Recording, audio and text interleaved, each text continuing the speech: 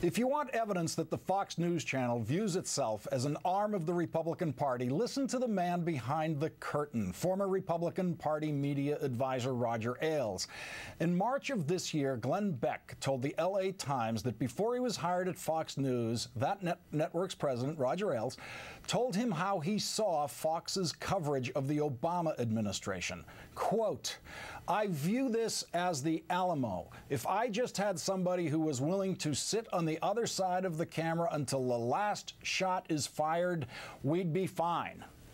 In our #1 story, the Obama administration is officially fighting back by publicly calling out the Fox News Channel for what it is.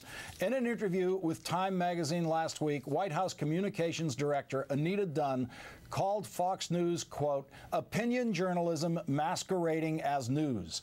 Dunn's criticism centered not on the network's news-gathering capacity. She has no problem with White House reporter Major Garrett, for example. The problem the White House sees is pervasive in the channel's entire programming lineup, in its opinion shows and news, and the problem begins with story selection. From CNN's reliable sources yesterday. If we went back a year ago to the fall of 2008, to the campaign, that, it was a time this country was in 2 wars, that we'd had a financial collapse, probably more significant than any financial collapse since the Great Depression. If you were a Fox News viewer in the fall election, what you would have seen would have been that the biggest stories and biggest threats facing America were a guy named Bill Ayers and something called Acorn. I mean, the reality of it is that Fox News often operates almost as either the research arm or the communications arm of the Republican Party. When asked if the president would appear on Fox News Channel again, Dunn said the following. The answer is yes. Obviously, he'll go on Fox because he engages with ideological opponents, and he has done that before. He will do it again. I can't give you a date because, frankly, I can't give you dates for anybody else right now. But what I will say is that when he goes on Fox, he understands he's not going on, it really is a news network at this point. He's going on to debate the opposition. Joining us now is Eric Burns, president of Media Matters for America, a not-for-profit group that monitors conservative misinformation in the U.S. media. Eric, welcome. Thank you. Why has the White House finally come out and stated the obvious that the Fox News Channel is opinion journalism masquerading as news? Look, Anita Dunn has it exactly right with her description of Fox News, and I said as much on this program just 2 weeks ago. But I'd take it a step further, Lawrence. I think that what we've all thought of as a conservative news organization has really morphed itself this year into a 24/7 political operation with a very specific goal, and that is to destroy this presidency and destroy any sort of progressive policy agenda that the American people voted for in November. That's their goal. They've said it. You saw it at the top of your clip, and I think that that's what we're dealing with, and so Anita Dunn is absolutely right to call them out for that.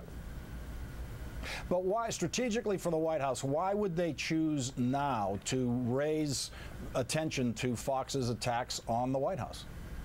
Well, Fox's attacks on the White House, their attacks on the White House have gotten more and more vicious. They've been going on for quite a while, but they've gone on this czar witch hunt, which of course we've all seen.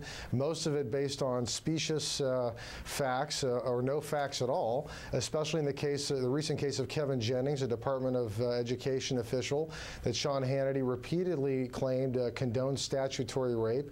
Media Matters was able to completely disprove that, and they've got a big board of 30 or so of these folks that they've actively targeted and said they're going to go after and try to get fired. That doesn't sound like a news organization. That's a political operation. I've certainly, Lawrence, been involved in campaigns as you have, and that certainly sounds like a lot more like what you see out of a political campaign. Now, is part of the White House method here to, in effect, quarantine the misinformation that Fox News puts out? Because sometimes Fox News will generate one of these phony controversies, and then other outlets will pick it up because they're covering the controversy. They're not covering the thing that started it, the falsehoods that Fox promoted to start it. Look, I think quarantining Fox News is something that's very important. We've worked to do that. The misinformation coming out of Fox News, it's very important. It's something we've worked to do very hard at Media Matters, and I think successfully in the past. But as I said, Fox News has really morphed and changed into a political organization. They're much more dangerous. They're much more powerful. So I'm not sure that that's enough to get the job done. Folks are going to have to really go at Fox News, and really Fox News is the story. You got to understand that we have, Mike Huckabee and others, Dick Morris, openly raising money for their political action committees on Fox News. We have Fox News folks, hosts like Glenn Beck, organizing political activists, rather partisan political activist protests in the 9/12 rallies, the Tea Party protests. Fox did 22 segments promoting those Tea Party protests, 37 paid teaser advertisements on that. They're deeply, deeply involved in the political activities of the conservative movement, and I would say that they are essentially directing them from all available evidence. I think there's very little evidence that Fox is going to respond in any kind of positive way to this White House criticism. Don't you agree with that? I don't think so. But I'll tell you what. From from the guy that created the Willie Horton ad, who's running Fox News, I don't know what anybody can really expect. We're just going to have to get tough with them, and the news media is going to have to get tougher. Right. Eric Burns, president of Media Matters for America. Thanks for your time tonight. Thank you, Lawrence.